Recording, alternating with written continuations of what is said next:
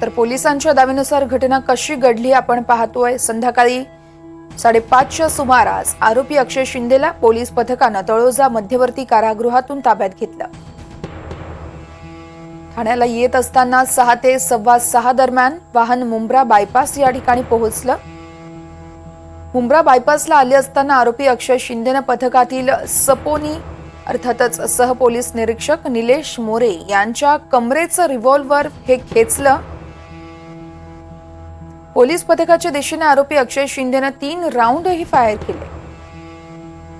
त्यापैकी एक राऊंड निलेश मोरे यांच्या डाव्या मांडीला लागला आणि इतर 2 राऊंड इतरत्र फायर झाले। स्वसंरक्षणार्थ पथकातील एका पोलीस अधिकाऱ्याने आरोपीच्या दिशेने एक गोळी फायर केली। गोळी लागल्याने आरोपी अक्षय शिंदे जखमी झाला। पोलीस पथकाने तात्काळ जखमी पोलीस निलेश मोरे आणि आरोपी अक्षय शिंदेला कळव्यात शासकीय रुग्णालयात दाखल केलं। डॉक्टरांनी तपासून निलेश मोरे आणि इतर पोलिसांना पुढील उपचारासाठी ज्युपिटर हॉस्पिटल ठाणे या ठिकाणी रेफर केलं। आरोपी अक्षय शिंदे याला तपासून मयत घोषित करण्यात आलं